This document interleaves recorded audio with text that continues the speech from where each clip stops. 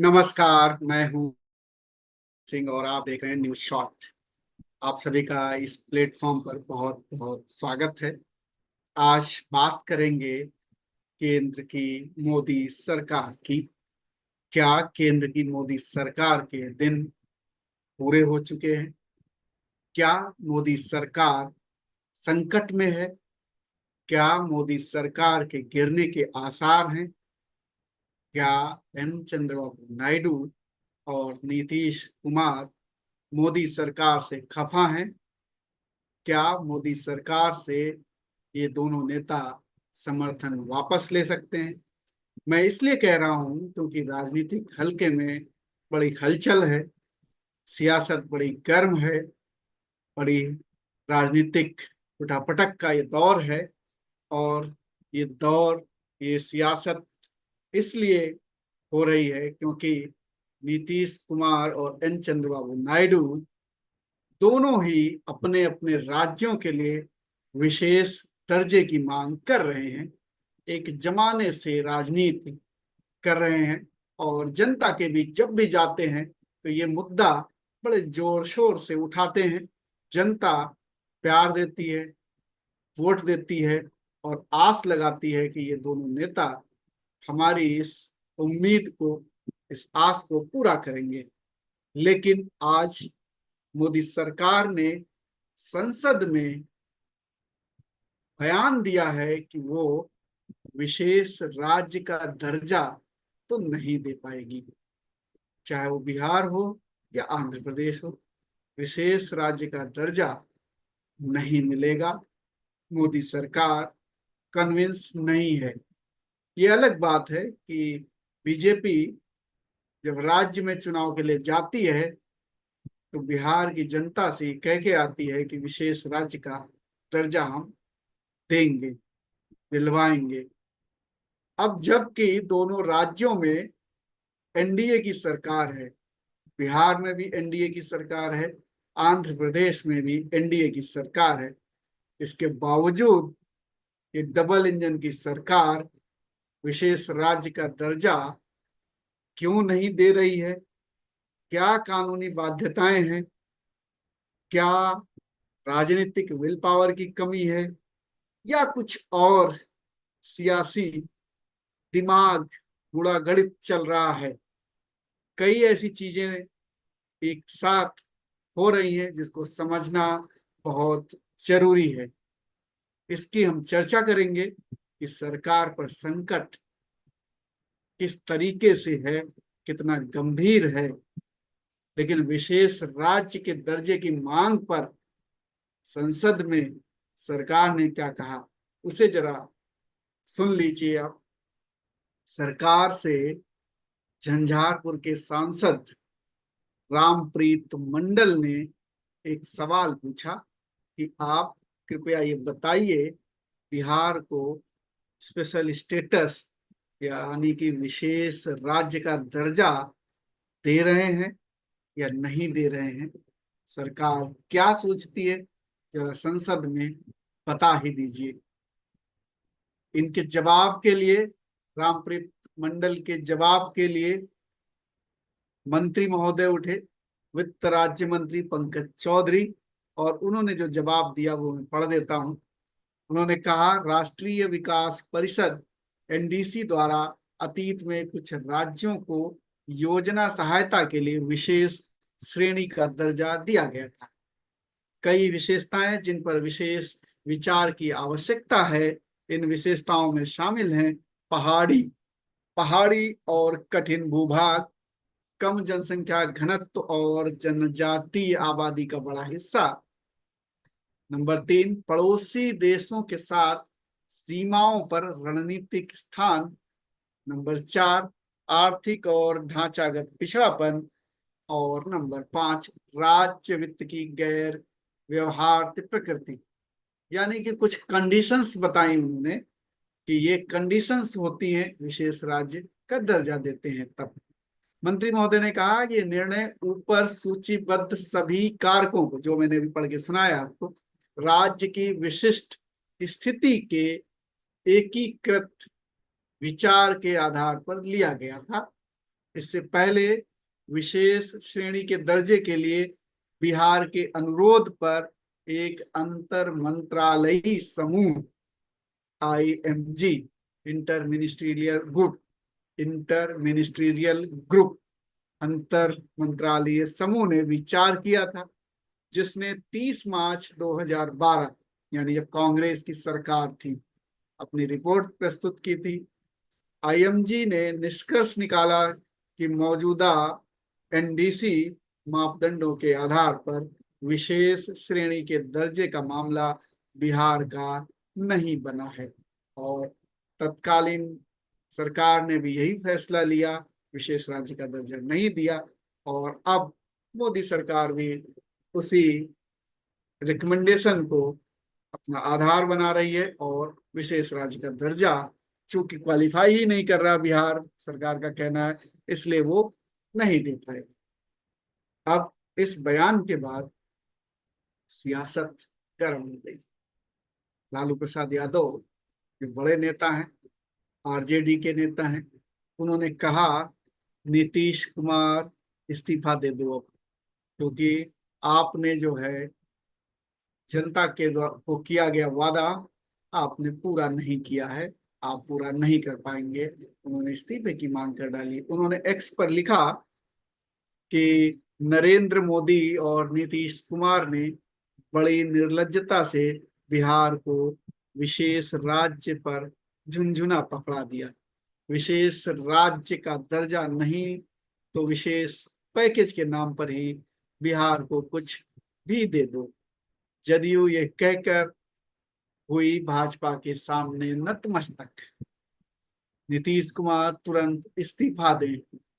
बोला था राज्य बिहार को विशेष राज्य का दर्जा दिला देंगे, पर केंद्र ने मना कर दिया। ये लालू प्रसाद यादव ने अपने ट्विटर अकाउंट, जिसे एक्स कहते हैं, उस पर लिखा है। तो ये एक बड़ा बयान है और इस बयान ने बहुत ही ज्यादा हलचल मचा दी है। और एक उन्होंने ट्वीट किया, उन्होंने कहा बिहार को नहीं मिलेगा विशेष राज्य का दर्जा। संसद में मोदी सरकार, नीतीश कुमार और JDU वाले अब आराम से केंद्र में सत्ता का रसास्वादन करते हुए विशेष राज्य के दर्जे पर ढोंग की राजनीति करते रहे। ये बहुत ही कठोरता के साथ या यूं कहें बहुत ही तीखी आलोचना की है नीतीश कुमार की और बड़ा प्रेशर बनाया है उनके ऊपर लालू प्रसाद यादव ने कि इस्तीफा दे दीजिए अब आप, चूंकि डबल इंजन की सरकार है। अगर अभी भी आप विशेष राज्य का दर्जा जो मांग है, बहुत पुरानी मांग है, ये तब से है जब बिहार का विभाजन हुआ था, तब से ये मांग है, सभी दल कर रहे हैं। चिराग पासवान का दल हो, चाहे लालू प्रसाद यादव का दल हो, चाहे जीतन राम मांझी का दल हो, चाहे नीतीश कुमार का दल हो, या बीजेपी ही क्यों ना हो, ये सभी विशेष राज्य का दर्जा मांग रहे हैं। बावजूद इसके मोदी सरकार विशेष राज्य का दर्जा नहीं दे रही है। बिहार के एक और तेज तर्रार नेता हैं पप्पू यादव, चर्चा में रहते हैं। उन्होंने कहा है कि ये बिहार के साथ धोखा है। एक बार फिर नीतीश कुमार को केंद्र सरकार ने धोखा दिया है और उनकी औकात बता दी है। पप्पू यादव बिहार को विशेष राज्य का दर्जा दिया जाना चाहिए ये मांग कर रहे हैं और नीतीश कुमार को कह रहे हैं कि केंद्र की मोदी सरकार ने, जिसमें नीतीश कुमार शामिल हैं, उनको उनकी औकात दिखा दी है। अब ये बड़े बड़े बयान आ रहे हैं, नीतीश कुमार को घेरने की कोशिश हो रही है, क्योंकि सियासत 2025 के चुनाव, बीजेपी भी उस चुनाव में जाएगी। बिहार में चुनाव होने हैं 2025 में विधानसभा के। बीजेपी जाएगी, बीजेपी भी किस मुंह से वोट मांगेगी, नीतीश कुमार किस मुंह से वोट मांगेंगे, चिराग पासवान, जीतन राम मांझी अब किस मुंह से वोट मांगेंगे। लालू प्रसाद यादव निश्चित तौर पर मुद्दा बनाएंगे कि डबल इंजन की सरकार है, बावजूद इसके ये जो है विशेष राज्य का दर्जा नहीं दे रहे हैं। इसका मतलब ये है कि ये लोग विशेष राज्य का दर्जा देना ही नहीं चाहते हैं। बिहार की जनता के साथ ये लोग नाइंसाफी कर रहे हैं, भेदभाव कर रहे हैं। इनका बिहार के विकास से कोई लेना देना नहीं है। अगर होता तो केंद्र में भी इनकी सरकार है, राज्य में भी इनकी सरकार है, दे देते। और वाजिब सवाल है लालू प्रसाद यादव का ये निश्चित तौर पे 2025 के चुनाव में मामला उठेगा। अब समझ लेते हैं कि विशेष राज्य का दर्जा मिलता कैसे है और क्या इसके फायदे होते हैं, जिसकी वजह से लगातार विशेष राज्य के दर्जे की बात कही जा रही है। आंध्र प्रदेश हो या बिहार हो, दोनों जगह से आखिर इतना इस पर स्ट्रेस क्यों है, इतना इस पर डिमांड क्यों है। तो पहले समझ लेते हैं कि कैसे मिलता है विशेष राज्य का दर्जा। विशेष राज्य का दर्जा दरअसल उन राज्यों को दिया जाता है जहां पर एक तो पहली बार है गरीबी हो, आर्थिक तौर पर असमानता हो, सामाजिक तौर पर असमानता हो, बड़ी गरीबी हो, और भौगोलिक आधार पर पिछड़ापन हो, आर्थिक आधार पर पिछड़ापन हो, सामाजिक आधार पर पिछड़ापन हो, भौगोलिक दशा इस तरीके से हो जिसमें कि जो कहा गया है कि अ, मतलब जो शत्रु देश हैं उससे सीमाएं लगती हों, जैसे कि चीन के साथ, पाकिस्तान के साथ, और वहाँ की जो पॉपुलेशन हो वो कम हो, डेंसिटी कम हो, जैसे लद्दाख की डेंसिटी कम है। तो ऐसे इलाकों को विशेष राज्य का दर्जा दिया जा सकता है। जैसे नॉर्थ ईस्ट के हैं, वहां पर हम चारों तरफ से घिरे हुए हैं, तो ऐसे इलाके जहां पर खास ध्यान रखने की जरूरत है केंद्र सरकार को, उन इलाकों को दिया जा सकता है। संविधान में हालांकि कोई प्रावधान नहीं है, लेकिन 1969 में पांचवें वित्त आयोग की सलाह पर पहली बार विशेष राज्य दर्जा का दर्जा देने का प्रावधान किया गया। संविधान में ऐसा कोई प्रावधान नहीं किया गया है, लेकिन जब पांचवा वित्त आयोग 1969 में उसने रिकमेंडेशन किया कि विशेष राज्य का दर्जा दिया जाना चाहिए, तो वित्त मंत्रालय ने जो चिट्ठी जारी की है जिसके अनुसार पहाड़ी कठिन भूभाग जो मैं अभी आपको बता रहा हूँ, तो वो उसी के आधार पर विशेष राज्य का दर्जा दिया जाता है।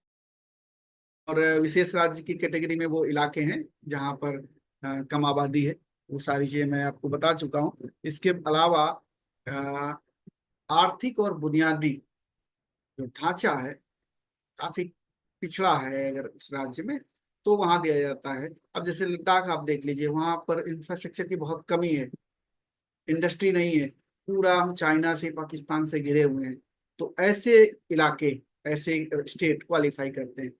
आर्थिक आधार पर पिछड़ापन होना चाहिए, भौगोलिक आधार पर इंडस्ट्री ना हो, और भौगोलिक आधार पर राज्य की सीमाएं, जो वो कंट्री हैं, वो देश हैं जो मित्र देश नहीं है, अंतरराष्ट्रीय सीमाएं हैं, वो भौगोलिक आधार पे हो गया। तो बिहार को वो कह रहे हैं ना भौगोलिक आधार पे ऐसा है, ना आर्थिक आधार पे भी वो पिछड़ा नहीं मान रहे हैं उसको।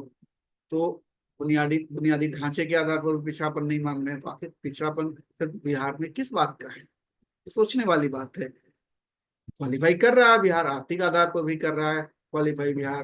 बिहार आपका इस आधार पर भी कर रहा है कि वहाँ इंडस्ट्री नहीं है, इंफ्रास्ट्रक्चर नहीं है, लेकिन सरकार ऐसा नहीं मानती है। अब बात ये कर लेते हैं कि आखिर इतना ज्यादा डिमांड क्यों रहती है कि विशेष राज्य का दर्जा दिया जाए, वरना विकास ही नहीं होगा।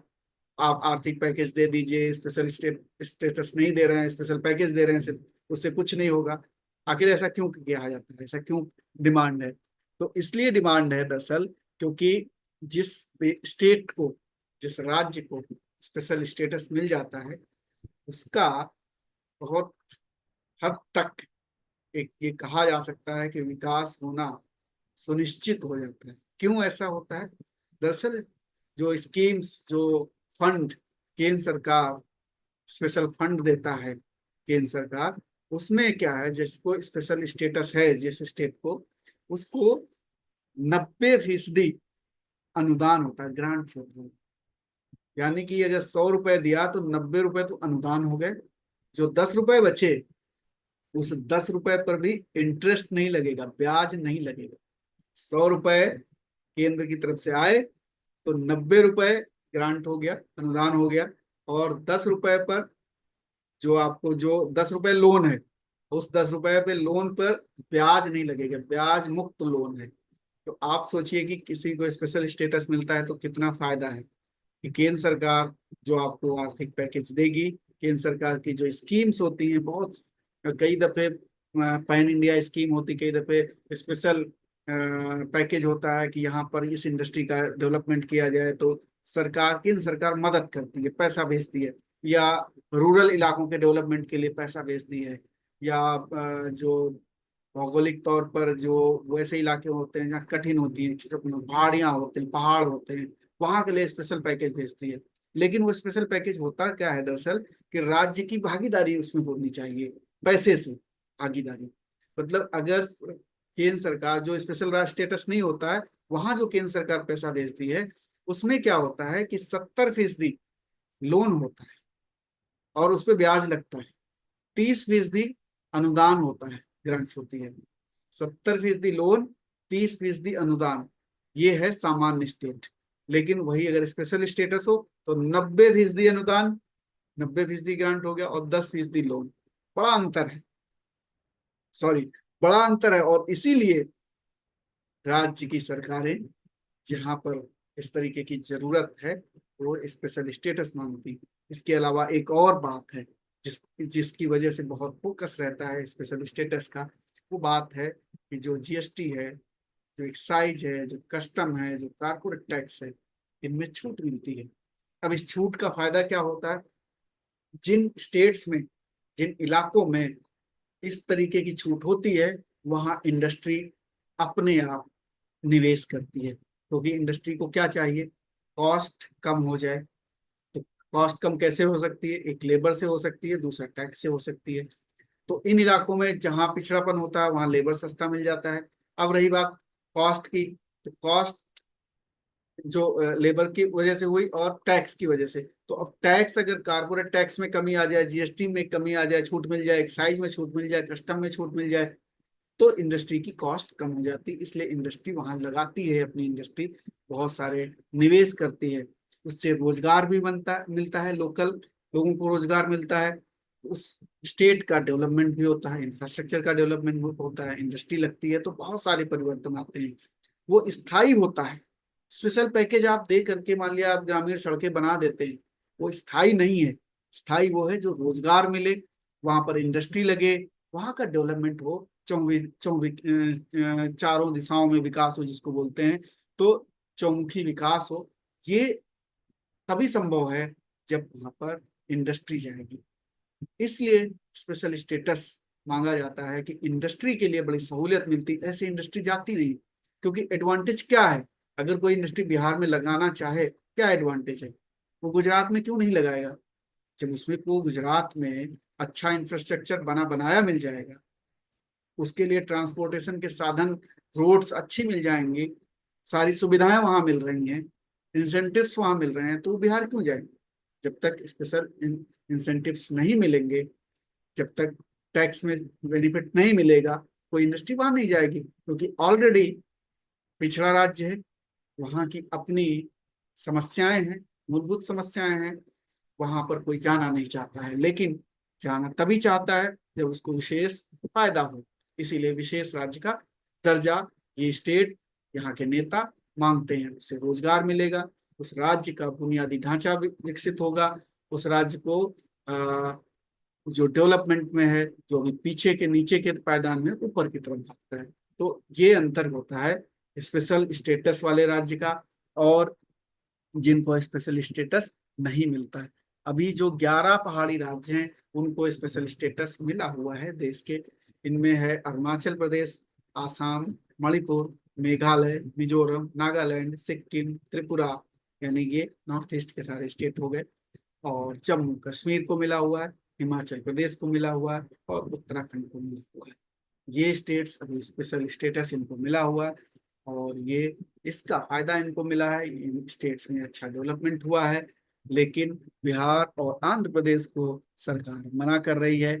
अब उसके जो लॉजिक हैं वो लॉजिक किसी की समझ में नहीं आ रहे हैं। क्यों? क्योंकि आर्थिक तौर पर, इंफ्रास्ट्रक्चर के तौर पर बहुत पिछड़े हैं। इसलिए पिछड़ गए हैं क्योंकि जब बंटवारा हुआ तो जो संसाधन हैं वो ज्यादातर झारखंड में चले गए। वहाँ खदानें हैं, वहाँ मिनरल्स हैं, वो रिच एरिया है झारखंड का, जो पहले बिहार का पार्ट होता था, अब वो झारखंड राज्य बन गया। वहाँ बहुत सारे इंडस्ट्री पहले से थी। बिहार की इंडस्ट्रियल जो एक तरीके से भूभाग था वो कट गया। जहाँ रोजगार था, जहाँ संसाधन थे, जहाँ सारी चीजें थी, वो अलग हो गया। अब आप एक राज्य के एक अंग को काट के अलग कर देते हैं, और दूसरा जो जिसके पास कुछ नहीं बचा उसको आप स्पेशल स्टेटस भी नहीं देते हैं, उसकी मदद नहीं करते हैं, तो डेवलपमेंट कहाँ से होगा? पलायन की जो समस्या है बिहार की, वो इसी वजह से है, रोजगार नहीं मिलता। अगर स्पेशल स्टेटस दे देंगे आप, तो वो रोजगार भी मिलेगा वहां पर, पलायन की समस्या खत्म हो जाएगी वहां से। तो एक डेवलपमेंट के लिए सोचना चाहिए केंद्र की सरकार को कि वहां कोई अनुचित मांग नहीं है। जरूरी है, संविधान में भले ही किसी राज्य को ये स्पेशल स्टेटस का प्रावधान नहीं किया गया हो, लेकिन वित्त आयोग ने तो किया है। तो इसलिए इसको मानना चाहिए ऐसे राज्यों को। जो भी राज्य पिछड़ रहा हो, ये सिर्फ यही राज्य नहीं, कई और राज्य अगर पिछड़ रहे हो तो उनको स्पेशल स्टेटस देना चाहिए, जिससे कि इंडस्ट्री वहां भी लगे। और इससे क्या होगा, जो बड़े शहर हैं, जो प्रॉब्लम से जूझ रहे हैं, जो ओवर पॉपुलेटेड हो चुके हैं, उनकी समस्या का भी समाधान हो जाएगा इसके साथ में। सिर्फ एक प्रदेश की समस्या का समाधान नहीं होगा, तमाम और स्टेट्स, तमाम और बड़े शहर जो आज ओवर पॉपुलेटेड हो गए हैं, उस जनसंख्या को संभाल नहीं पा रहे हैं, ट्रैफिक जाम से लेकर के तमाम और दिक्कतें हैं, तो वो उन पर भार कम हो जाएगा। और उन स्टेट्स में जहां पर स्पेशल स्टेटस मिलेगा, वहां के शहर, वहां के गांव डेवलप होंगे, वहां इंडस्ट्री जाएगी, तो ये पलायन की समस्या कम होगी, बड़े शहरों को भी राहत मिलेगी, और उन छोटे शहरों को भी, उन स्टेट्स को भी लाभ मिलेगा। अब सवाल ये है, क्या इस मुद्दे पर सरकार गिर सकती है? जी हाँ, बिल्कुल गिर सकती है। क्यों गिर सकती है? क्योंकि बीजेपी अपने दम पर बहुमत पे नहीं है। इस बार बीजेपी 240 सीटें जीती है, सारा एनडीए मिला लेते हैं, तो भी बहुमत में नहीं है। अगर एन चंद्रबाबू नायडू और नीतीश कुमार अलग हो जाएं, अगर ये दोनों अलग हो जाएं, सरकार 1 मिनट नहीं लगेगा गिर जाएगी। अब सवाल ये है कि क्या ये लोग अपने इस मुद्दे पर अलग हो सकते हैं क्या? इसका उदाहरण पास से मिलता है। इसका उदाहरण ऐसे मिलता है कि एन चंद्रबाबू नायडू पहले भी अलग हो चुके हैं। एनडीए के पहले कन्वीनर हुआ करते थे, और इस मांग को लेकर के वो उन्होंने सरकार को बहुत कहा, लेकिन सरकार जब नहीं मानी तो वो अलग हो गए। उन्होंने इस्तीफा दिलवा दिया था, इनके मंत्री भी थे केंद्र सरकार में, उन्होंने इस्तीफा दिलवा दिया था। तो ये एन चंद्रबाबू नायडू अपने में इस मुद्दे से पीछे हटेंगे ऐसा लगता नहीं है। वो सही समय देखेंगे, और नीतीश कुमार भी इस मुद्दे से पीछे हटने वाले लगते नहीं है। सही समय की तलाश है, सही समय की बाट जो रहे हैं। अगर फेवरेबल समय मिला तो ये लोग अलग हो सकते हैं, अगर मोदी सरकार स्पेशल स्टेटस नहीं देती है तो। पर्दे के पीछे क्या राजनीति हो रही है? एक लालू प्रसाद यादव का बयान आया था, जिसमें उन्होंने कहा था ये सरकार अपने आप अगस्त में गिर जाएगी। क्या उनका इशारा इसी तरफ था कि जब बजट आएगा और बजट के दौरान स्पेशल स्टेटस की बात होगी, अगर केंद्र सरकार नहीं मानती है, तो क्या ये लोग स्पेशल पैकेज लेकर खुश हो जाएंगे, या स्पेशल स्टेटस की मांग नहीं मानी जाएगी तो ये अलग हो जाएंगे? इसके पीछे राजनीति ये भी है कि 2025 में विधानसभा के चुनाव हैं बिहार में। नीतीश कुमार अगर स्पेशल स्टेटस हासिल नहीं कर पाएंगे, तो बिहार की जनता के सामने, वोटर के सामने क्या मुंह लेकर के जाएंगे? तो क्या कहेंगे कि डबल इंजन की सरकार है, फिर भी मैं स्पेशल स्टेटस नहीं दिलवा पाया। तो क्या जनता वोट देगी? क्या ऐसी स्थिति में फिर सरकार बना पाएंगे? तो क्या बहुत बड़ा राजनीतिक खेल चल रहा है? क्या बीजेपी ये चाहती है नीतीश कुमार हार जाए बिहार में? और जिस तरीके से बिहार में बीजेपी बहुत समय से सत्ता में आने का की ख्वाहिश रख रही है, तो क्या नीतीश कुमार को कमजोर करके बीजेपी सत्ता में अपने दम पर बिहार में सत्ता में आना चाहती है? लेकिन फिर क्या नीतीश कुमार के अलग हो जाने से केंद्र की सरकार बची रहेगी? संभव नहीं है, क्योंकि अगर ये दोनों नेता अलग हो जाते हैं, तो फिर 272 का आंकड़ा इस सरकार के पास बचता नहीं है, क्योंकि इन दोनों के जो कुल सदस्य हैं वो 28 सदस्य हैं। तो अब भविष्य के गर्त में है कि ये लोग स्पेशल स्टेटस हासिल कर पाते हैं या फिर स्पेशल पैकेज से ही खुश हो जाएंगे। और अगर खुश हो जाएंगे तो फिर आगे की भविष्य की राजनीति पर सवालिया निशान लग जाएगा। क्या करेंगे इस पर निर्भर करता है मोदी सरकार का भविष्य। और ये बड़ा खतरा है, हर समय खतरा है, जो कि मोदी सरकार के सिर पर मंडरा रहा है।